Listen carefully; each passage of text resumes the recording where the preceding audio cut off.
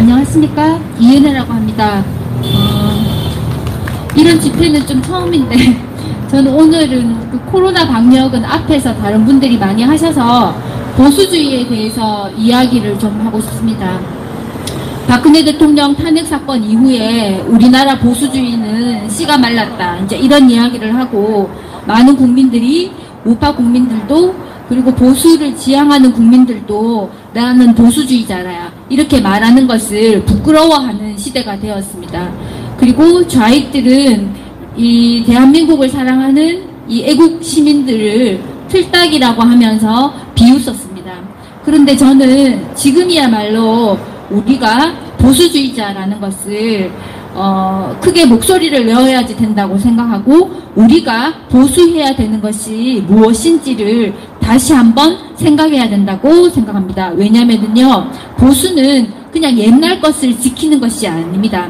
보수라고 하는 것은, 우리가 보수해야 하는 것은 양보할 수 없는 어떤 절대적인 가치를 지키는 것이고, 그것을 회복하는 것입니다. 우리가 지금 지켜야 하는 것은 무엇일까요? 이승만 대통령이 건국하신 대한민국의 가치, 대한민국의 이 건국 가치를 우리가 다시 지켜야 하는 것입니다. 이 조선시대 500년 동안 이 전 국민의 전체 백성의 50% 이상이 합법적인 노비였고요. 양반은 5%밖에 안 되었다고 합니다. 양반 비스무리한 사람들까지 다 합쳐도 지배층은 10%가 채 안 되었고, 50%는 합법적인 노비였고, 나머지 40%는 소장농이거나 뭐 장사를 하거나 뭐 옛날에 의사는 그냥 이제 뭐예요, 그 찌끄러기죠. 그런 사람이었는데요. 동족을 노비로 삼았던 민족은 중국이랑 조선밖에 없었다고 합니다. 너무 비참한 거죠. 다른 나라들은 다른 나라에 쳐들어가서 그 나라 사람들을 잡아와서 노비로 삼았는데, 그냥 자기 나라 백성들을 노비로 삼은 유일한 나라가 중국과 조선이었다고 합니다. 이렇게 동족을 노비로 삼고 산업공상에 젖어서 부패하고 타락했던 조선, 유교 정신, 썩어 빠진 유교 정신을 붙들고 정신 못 차리고 있었던 그 조선, 유교 정신과 사회주의, 공산주의 사상은 굉장히 비슷합니다. 그렇기 때문에 지금 우리 국민들이, 아니 정확하게 말하면 지금 집권하고 있는 저 청와대에 들어있는 저 나쁜 좌익 인간들이 옛날의 유교로 돌아가려고 하는 거예요. 그래서 이 부패한 조선을 500년이나 하나님께서 참고 기다리셨다가 이승만 대통령을 보내주시고, 이 땅에 범죄와 타락이 가득했던 이 땅에 대한민국을 건국하도록 허락을 해주셨습니다. 그래서 박정희 대통령이 그 정신을 이어받아서 양반 삼놈 이런 신분 질서를 깨고, 남존 여비 이런 거를 없애고, 엄마 찬스, 아빠 찬스 이런 거 없이 그냥 열심히 공부하면은 좋은 대학에 갈 수 있고, 좋은 대학에 좋은 직장에 취직해서 또 거기서 열심히 하면 집을 한 칸 장만 할 수 있고, 또 자식을 낳아서 열심히 공부시키고, 그 자식들이 또 열심히 공부해서 나름 직장에 취직해서 지 앞가림을 할 수 있게 만들었던 그런 세대가 있었습니다. 그랬는데 지금 정권을 잡은 이 문재양 찌끄레기들이 이렇게 정상적이었던 자유대한민국을 파괴하고 해체하려고 하고 있습니다. 그렇기 때문에 우리는 대한민국의 건국정신, 열심히 하면은 잘 살 수 있는 것, 법 앞에 평등한 것, 이러한 대한민국의, 자유대한민국의 건국정신을 다시 돌이켜야 하고 지켜야 합니다. 그렇기 때문에 우리는 보수주의자가 되어야 합니다. 보수주의자라고 하는 말을 부끄러워해서는 안 됩니다. 그런데 이 보수주의와 가장 일맥상통하는 집단은 종교 중에서 말을 한다면은요, 개신교입니다. 왜냐하면 개신교의 특징은 하나님의 말씀이라는 절대적인 진리를 믿고, 그리고 우리가 하나님과 1대1로 만나고, 집단 속에서, 무리 속에서 그냥 여럿 중에 하나가 아니라 하나님 앞에 개인으로 서고, 하나님이 우리에게 주신 인권, 인간이 왜 고귀한가요? 하나님의 형상대로 만들어졌기 때문에 고귀한 것입니다. 그렇기 때문에 우리에게 인권이 있는 것이에요. 그래서 하나님과 그 말씀의 절대적인 가치를 지키려고 하고, 그리고 하나님 앞에서 평등한 것, 하나님이 만드신 자연법 앞에서 평등한 것, 결과의 평등이 아니라 이런 법 앞에 평등하고 기회의 평등이 주어지는 것, 이것이 개신교입니다. 그렇기 때문에 제대로 된 개신교인이라면 보수주의자가 되어야만 하고 보수주의라는 타이틀을 부끄러워해서는 안 됩니다. 그랬는데 우리가 이승만 대통령 시기와 박정희 대통령 시기를 거치면서 물론 독재도 있었습니다만 어느 정도 먹고 살 수 있어야지 민주화가 되는 것입니다. 국민소득이 3,000달러가 되지 않는 나라는 민주하고 뭐고 개뿔 아무것도 없어요. 국민을 먹고 살게 해주는 것, 그것이 기본적인 민주화입니다. 그렇게 했는데 우리가 시장경제라는 이 보이지 않는 따뜻한 손의 손길 아래서 모두 열심히 일하고 대한민국이 잘 살게 되었고, 그 여파로 교회가 부흥하고 선교사 파송도 많이 했습니다. 대한민국은 전 세계에서 미국과 함께 선교사를 최고로 많이 파송하는 나라라고 합니다. 그랬는데 대한민국 교회가 타락하고 교인들이 빛과 소금의 역할을 하지 못했기 때문에, 교회에서는 신실하고 거룩한데 밖에 나가서 직장 생활할 때는 믿지 않는 사람들과 똑같이 거짓말하고 사기치고 뒤통수 때리고 뒷담화하고 이런 식으로 우리가 세상에 살면서 빛과 소금의 역할을 하지 못했기 때문에 공의의 하나님께서 우리에게 지금 박근혜 대통령의 탄핵 사태라든지 이 친중 종북 매국 좌파 정권이 집권이라는 이러한 어려운 시험을 주신 것입니다. 그렇지만은 사랑의 하나님께서는 우리가 감당하지 못할 시험을 주지 않으시고 또 피할 수 있는 길을 허락해 주셨습니다. 저는 그것 중에 하나가 유튜브라고 생각합니다. 물론 교회에서 드리는 예배 굉장히 중요합니다. 그런데 만약 우리가 IT 강국이 아니었고 모든 국민이 핸드폰을 들고 있지 않았다면 교회에서 드리는 예배를 못하게 하면 그냥 그걸로 교회는 멸절되었을 것입니다. 그런데 우리에게 유튜브가 있었기 때문에 여러 훌륭하신 목사님들의 말씀을 많이 들을 수 있었고, 그나마 너무나 많이 부족하지만 그래도 완전히 영혼의 양식이 굶어 죽지 않고 이렇게 연명은 할 수 있게 되었습니다. 그런데 또 이 박근혜 대통령 탄핵 사건 이후로 우리는 누가 염소의 편에 서 있고 누가 양의 편에 서 있는지, 우리가 알고 있는 유명교회 목사님들이 그 사람들이 진실한 목자인지 아니면 사건에 지나지 않는지 그런 것을 알게 되었습니다. 이런 시련의 시간을 통해서 하나님께서는 오른편에 설 자와 왼편에 설 자를 구분하고 계시는 것입니다. 그렇기 때문에 오히려 우리는 지금 적이 명확해졌고요, 가야 할 바가 뚜렷해졌습니다. 국제 패권 이론 중에 국가의 정체성은 전쟁을 통해서 확립된다고 합니다. 대한민국의 정체성은 6.25라는 것을 통해서 확립이 되었습니다. 그렇다면 우리는 지금 어떤 시점에 있는 것일까요? 우리는 사실 그 유예된 청산해야 될 것을 제대로 청산하지 못하고 질질 끌었기 때문에 가장 대표적인 것이 김대중을 사형했었어야 됐는데 그거를 사형시키지 못하고 질질 끌었기 때문에 지금 이 판국에 와 있는 것입니다. 그래서 컵에 물이 절반이 있을 때 어떤 사람은 절반밖에 없네 이렇게 생각을 하고요, 어떤 사람은 절반이나 있다라고 생각을 합니다. 그러면 우리는 어떻게 되어야 될까요? 보수주의자들은 절반이나 있다라고 생각을 해야 됩니다. 하나님이 우리에게 시험도 주셨지만은 피할 길도 주셨기 때문에, 그리고 우리가 이 싸움을 이겨내지 못한다면 북한이 되는 것입니다.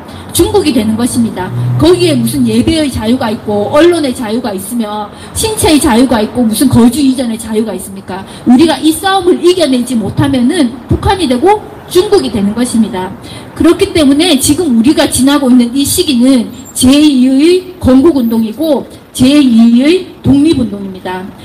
1919년 3월 1일에 우리가 대한독립만세 독립운동을 했지만은 아직도 우리는 독립하지 못하고 저 중국 밑으로 기어 들어가려고 하는 저 친중 떼거지들이 우리 국민들 위해 군림하고 있습니다. 그렇기 때문에 우리는 보수주의자가 되어야 되고 개신교의 정신에 입각해서, 그리고 이 대한민국을 바로 세워야 되고 제2의 건국을 해야 되고 진정한 독립을 이루어야 한다고 생각합니다.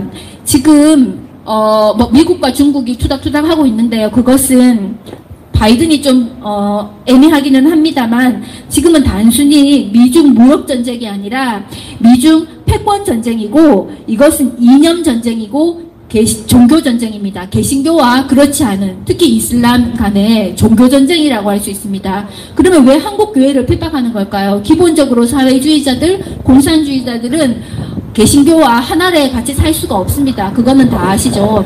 그렇기 때문에 지금 정권을 잡고 있는 저 인간들의 입장에서 교회는 멸절시켜야 되는 대상인 것입니다. 그러나 우리는 멸절되어서는 안 되겠죠.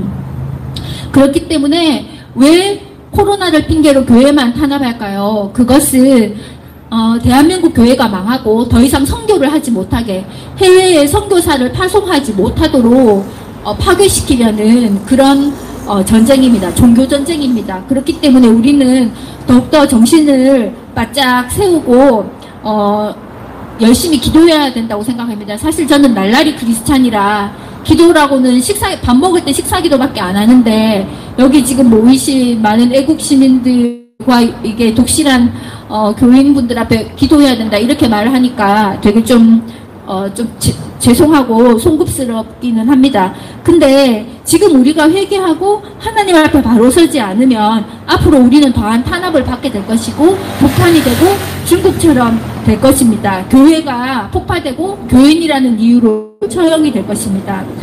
그럼 우리가 해야 될 것은 무엇일까요? 다시 하나님 앞으로 돌아가야 되는 것입니다. 우리가 세상에서 빛과 소금의 역할을 제대로 하지 못했던 것을 회개해야 되는 것입니다. 교회에서 왜 코로나 확진자가 많이 나왔을까요? 물론 교회만 집중적으로 잡았기 때문인 것은 맞는데 우리가 교회에 예배드리러 갈 때는 열심히 마스크 쓰고 손위생을 했는데 평소 생활에서는 그걸 제대로 안 했기 때문입니다.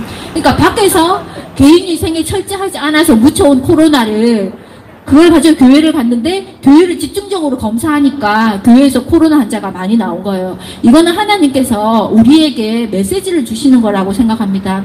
우리가 세상의 빛과 소금의 역할을 제대로 안 했기 때문에 개인위생을 교회에 올 때만 했기 때문에 이런 사태가 생긴 것입니다. 그래서 회개를 해야 되는데요. 가장 먼저 목회자들이 회개를 해야 되고 특히 큰 교회 목사님들이 회개를 하셔야지 됩니다. 근데 뭐 그분들이 할지 말지는 좀 잘 모르겠는데 그 목사님들은 교회 키우고 신도 늘리는 데에만 관심이 있었던 것을 회개하셔야 됩니다. 그리고 동성애와 WCC가 대한민국 교회를 장악하도록 방관한 것을 회개하셔야 됩니다.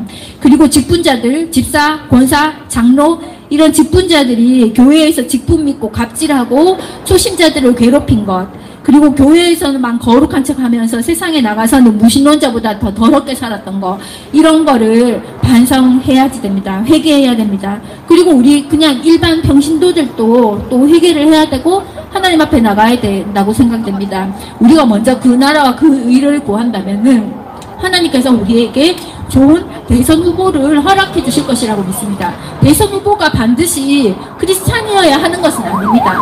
대한민국의 건국 정신을 수호하고자 하는 그런 정신이 똑바로 박혀있는 대선 후보이면은 괜찮습니다. 최선은 세상에 존재하지 않습니다. 인간이 만드는, 인간이 뽑은 대통령이 완벽한 인간일 수는 없습니다. 우리가 추구해야 될 것은 차악입니다. 최선이 아니에요. 최선을 추구하다 보면 이것저것 다 놓치게 될 수가 있습니다. 그렇기 때문에 우리는 회개하고 하나님 앞에 다시 돌아가고 빛과 소금의 역할을 할 수 있도록 하나님과 바른 관계를 맺을 수 있도록 이승만 대통령 그 한 명의 개인이 대한민국을 건국했습니다. 근데 지금 5,100만 대한민국 국민 중에 개신교인이 2,000명쯤 되고 그 중에 절반은 뭐 가짜 그 좌파 기독교 이론에 심취했겠지만 그래도 절반 정도는 제대로 똑바로 정신이 박힌 개신교인이라고 할 수 있지 않습니까? 한 명이 대한민국을 건국했는데 우리가 정신을 차리면 제2의 대한민국을 건국할 수 있다고 생각이 됩니다. 그러면서 지금 우리가 지나가고 있는 이것들은 제2의 건국을 향한 전쟁입니다. 국가의 정체성을 확립하기 위한 전쟁입니다. 자유대한민국의 건국을 가치를 인정하는 우리는 이 땅에 살 권리가 있고 대한민국이 태어나지 않았어야 되는 나라라는 이따위 헛소리를 씨부리는 인간들은 대한민국 밖으로 나가야 됩니다. 그 인간들은 대한민국에 살 권리가 없어요. 그런 점에서 이 정권을 교체해야 될 텐데 이 선거가 지금 개판입니다. 우리가 부정선거를 제대로 바로잡지 못한다면 우리에게는 희망이 없습니다. 그런데 부정선거와 코로나는 또 뗄래야 뗄 수 없는 관계입니다. 아까 그 말씀하신 연구분들이 잠깐 이야기를 하셨는데요. 우리 작년 4.16 총선했을 때 그때가 언제였냐면요. 코로나 검사를 가장 적게 했습니다. 그래서 마치 K방역이 엄청 우수한 것처럼 그렇게 국민들을 현혹했어요. 그러면서 이게 뭐 투표하러 가서 코로나에 걸릴 수 있다고 막 겁을 주니까 나이 많으신 어른들이 평소에는 젊은 사람들이 사전 투표하고 놀러 갔거든요. 근데 작년 총선에는 나이 많은 어르신들이 혹시 투표하러 갔다가 코로나 걸릴까봐 다 사전 투표를 했고 그걸 가지고 다 호작질을 했습니다. 그래서 선거가 이렇게 개판이 된 것입니다. 그런 점에서 이 확진자 위주의 방역 정책은 반드시 개선이 되어야 됩니다. 이것은 과학도 아니고 아무것도 아닙니다. 제가 제일 걱정하는 거는요. 지금 코로나가 이미 많이 퍼졌기 때문에 검사를 많이 하면 확진자를 많이 만들어낼 수 있습니다. 그래서 지금 뭐 1,500명, 2,000명 이러고 있는데요. 맘만 먹으면 내년 우리 대선하기 전에 확진자 10,000명 만들어낼 수 있습니다. 그러면 어떻게 되겠어요? 아니 투표하러 가서 코로나 걸리니까 겁나지 이러면서 현장 투표를 없앨 수 있습니다. 그냥 온라인 투표해라. 너네들 핸드폰 다 있잖아. 아니면 우편 투표해라. 이렇게 될 수 있습니다. 그러면은 정말 아무것도 안 되는 것입니다. 그렇기 때문에 여기 계신 분들은 보수주의자로서 대한민국을 다시 바로 살리고 대한민국의 건국의 정신을 회복하고 그 가치를 수호하기 위해서 부정선거에도 관심을 가져주시고 이 잘못된 방역정책에도 관심을 가져주시면 좋겠습니다. 제가 이게 상황이 되면은 국내 코로나 현황을 좀 알려드리고 싶은데 오늘은 뭐 여의치도 않고 전 이 화면이 없으면 좀 전달이 어렵거든요. 그래서 그건 언제 기회가 되면은 다음에 하도록 하겠습니다. 감사합니다.